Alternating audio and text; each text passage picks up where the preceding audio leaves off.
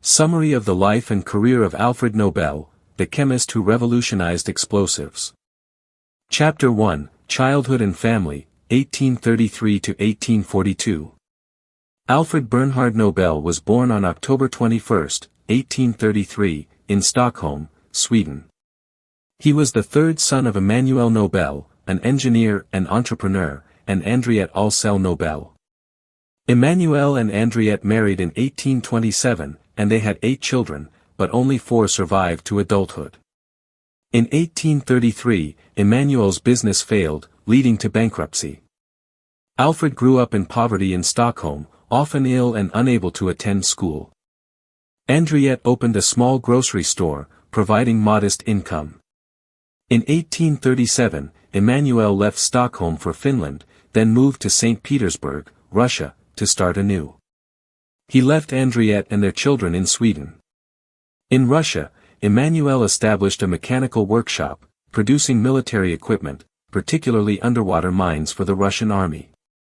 Emanuel's business quickly developed steadily. In 1842, the family reunited in St. Petersburg after his success. The Nobel siblings received a thorough education through private tutors. Alfred was educated in natural sciences, languages, and literature. By the age of 17, he was fluent in 5 languages: Swedish, Russian, French, English, and German. Alfred showed early talent in chemistry and physics. He also loved literature and poetry.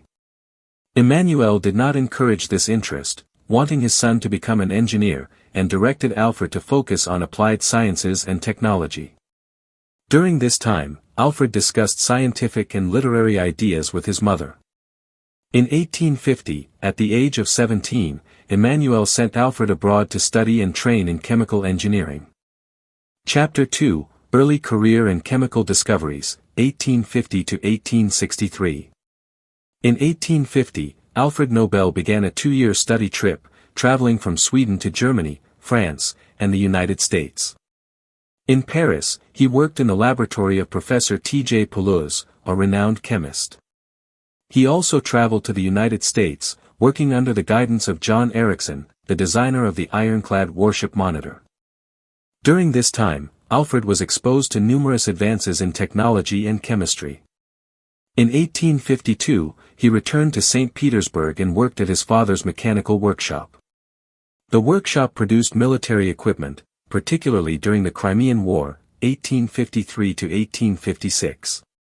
The Crimean War brought significant profits to Emanuel Nobel's company.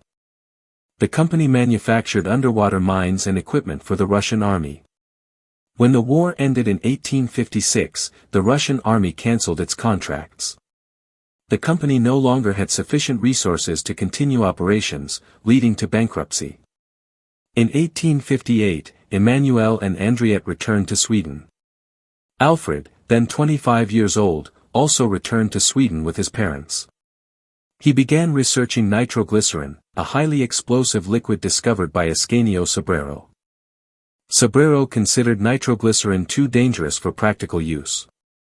Nikolai N. Zenin, Alfred's former teacher, pointed out that if the explosion could be controlled, the substance held great potential for industrial applications. Zenin's observation sparked Alfred's curiosity and drove him to research nitroglycerin. He worked at a laboratory on his father's estate in Helenborg, a suburb of Stockholm. Alfred conducted hundreds of experiments, working 18 hours a day, aiming to control nitroglycerin for safer industrial use. In 1863, he successfully detonated nitroglycerin in a controlled manner using gunpowder. This breakthrough marked the first step in applying nitroglycerin to industry. In 1864, an explosion at the Helenborg factory killed his sister and several workers. Chapter 3, Invention of Dynamite and Career Expansion, 1864 to 1876.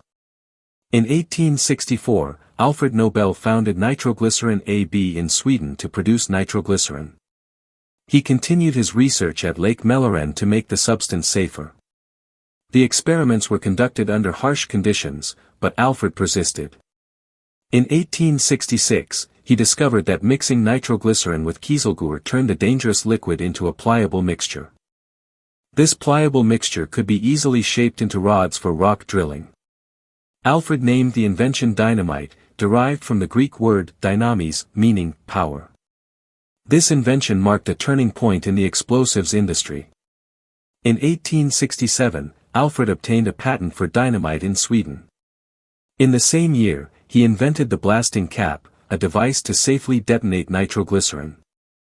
The blasting cap was one of the greatest advancements in the field of explosives, improving mining and construction techniques. In 1868, the Royal Swedish Academy of Sciences awarded Alfred the Letterstedt Prize for his inventions benefiting humanity, particularly with dynamite and the blasting cap. This was an early recognition of his work by the Swedish scientific community. In 1865, Alfred established the Alfred Nobel & Co. factory in Krümmel, Germany, to produce dynamite. In 1871, he founded the British Dynamite Company in Ardayr, Scotland, which was later renamed Nobel's Explosives Company in 1877. Explosions still occurred, such as the one that destroyed the Krümmel factory in 1866. Alfred also founded the United States Blasting Oil Company in America. Within 10 years, he co-owned 16 explosives factories in 14 countries. These factories supplied materials for mining, railway construction, and major industrial projects. In 1870, Alfred moved to Paris, establishing his company headquarters on Avenue Malakoff. In Paris, he witnessed the Franco-Prussian War, 1870–1871, and the Paris Commune, 1871, events that reinforced his pacifist ideals. In 1875, Alfred invented gelignite, an explosive more powerful and safer than dynamite. By this time, he had become one of the wealthiest individuals of his era, owning over 90 factories worldwide. Chapter 4, Other Inventions and Final Years, 1876–1896. In 1876, Alfred Nobel met Sophia Hess in Baden-Baden, beginning an 18-year relationship. Although unofficial, Alfred maintained contact and provided financial support to Sophia, even after she had a child with another man and married. This relationship was a part of his solitary life. During his time in Paris, Alfred developed new types of explosives. In 1887, Alfred invented ballistite, a smokeless gunpowder widely used by the military. Ballistite sparked controversy in Italy, where the Italian army adopted the invention. The criticism prompted Alfred to leave Paris in 1891 and move to San Remo, Italy. In 1894, Alfred purchased the Bofors Company in Karlskoga, Sweden, a factory producing steel and weapons. He built a residence in Björkborn, which became his final home in Sweden. There, he continued experimenting in a private laboratory. Alfred suffered from angina pectoris starting in 1895. Doctors prescribed nitroglycerin to relieve heart pain, as it acts as a vasodilator. Alfred refused to use nitroglycerin, concerned about the side effects and safety of the invention he had turned into an explosive. Alfred loved literature, owning a library with over 1,500 books, including works by Shakespeare, Goethe, and Dickens. Toward the end of his life, he wrote the tragedy Nemesis, but most of his works were destroyed after his death. Alfred never married, had no children, and lived a solitary but creative life. He held 355 patents, not only in explosives but also in synthetic rubber, artificial leather, and silk. Chapter 5, Establishment of the Nobel Prize and Legacy, 1895–1896 and beyond. On November 27, 1895, at the Swedish-Norwegian Club in Paris, Alfred Nobel signed his final will, bequeathing 94% of his fortune, 31,225,000 Swedish kronor, to establish the Nobel Prize.